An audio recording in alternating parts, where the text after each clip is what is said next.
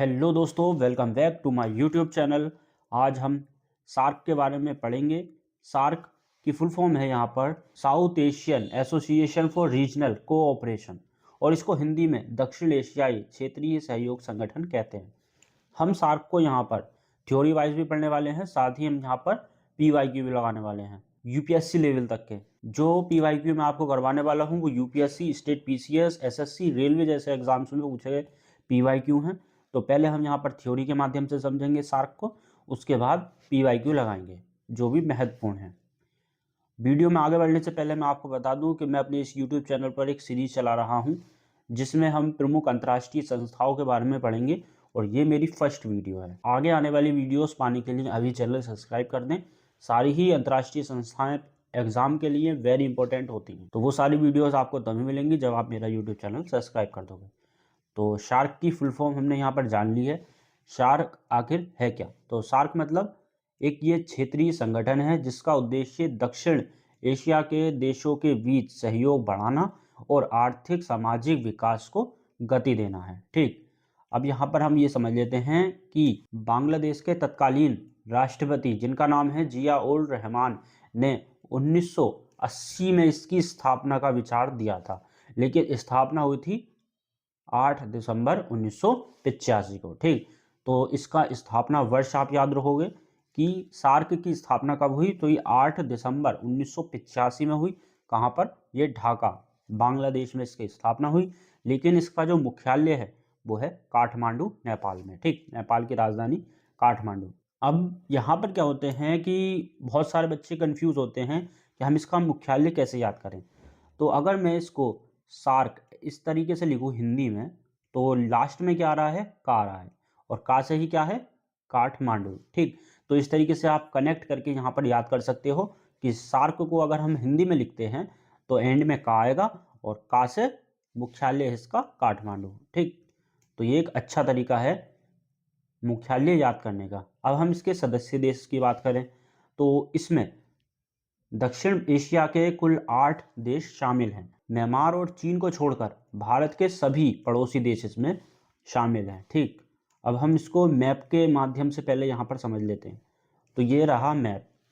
तो सबसे पहले तो ये हमारा भारत ही है।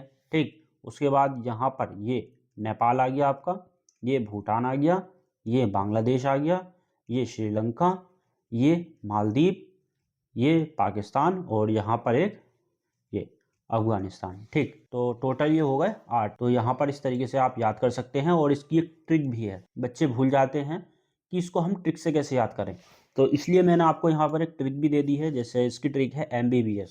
अब इसको अप्लाई कैसे करना है? तो अप्लाई आपको ऐसे करना है कि जैसे माँ है, माँ से मालदीव है, बी से भूटान, और बी से बांग्लादेश। ठीक, एस से श्रीलंका, फिर यहाँ पी से पाकिस्तान, ए से अफगानिस्तान, आई से अपना इंडिया, और एन से नेपाल। तो इस तरीके से आप याद कर सकते हैं। अब हम इसका एक और इम्पोर्टेंट पॉइंट यहाँ पर देख लेते हैं।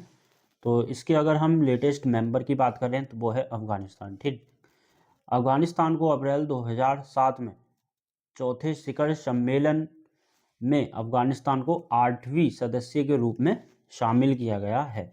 ठीक, तो ये अफगानिस्तान जो है ये 8वां सदस्य है, और इसको कब शामिल किया गया? 2007 में। ठीक, इसको भी आप याद रखोगे।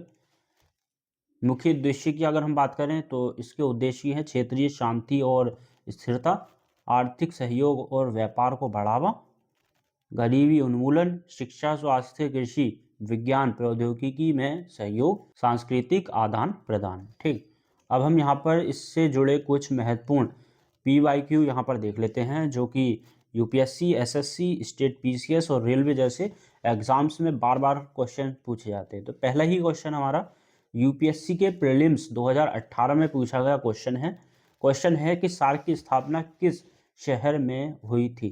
तो ये फेवरेट क्वेश्चन है, ये लगभग सारे ही एग्जाम्स में रिपीट होता है। तो कहाँ पर की गई थी? ये की गई थी बांग्लादेश की राजधानी ढाका में। ठीक, अगला क्वेश्चन, शार्क का कौन सा देश क्षेत्रफल की दृष्टि से सबसे बड़ा है?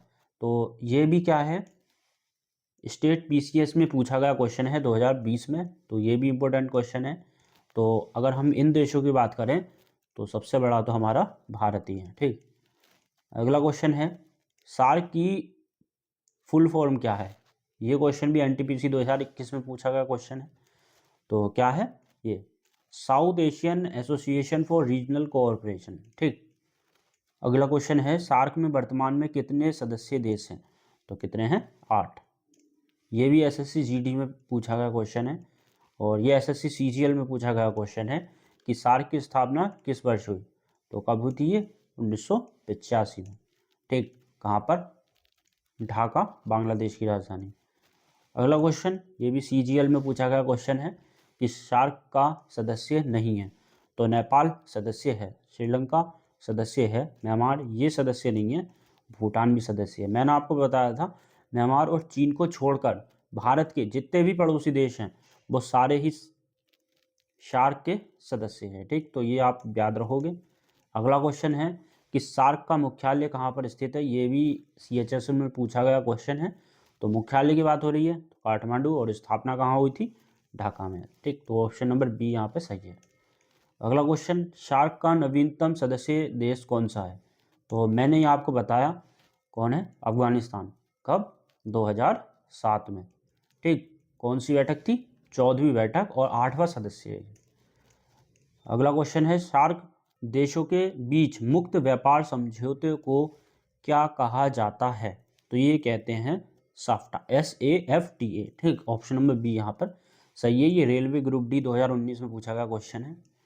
अगला क्वेश्चन है सार्क दिवस कब मनाया जाता है। तो कब मनाएंगे हम, ये जब इसकी स्थापना हुई है तभी मनाया जाएगा। तो ये एसएससी जीडी में पूछा गया क्वेश्चन है। तो कब हुई थी, ये हुई थी 8 दिसंबर 1985 में। ठीक, तो ऑप्शन नंबर बी यहाँ पर राइट आंसर है। तो ये थे 10 क्वेश्चन। यहाँ पर हमने शार्क से संबंधित जितने भी क्वेश्चन बन सकते हैं वो सारे ही यहाँ पर डिस्कस कर लिए हैं। बाकी नेक्स्ट वीडियो आपको जल्दी मिलेगी। नेक्स्ट वीडियो में हम आसियान देशों के बारे में पढ़ेंगे। तो वो वीडियो पाने के लिए अभी चैनल सब्सक्राइब कर दें क्योंकि वो वीडियो आपको तभी मिलेगी।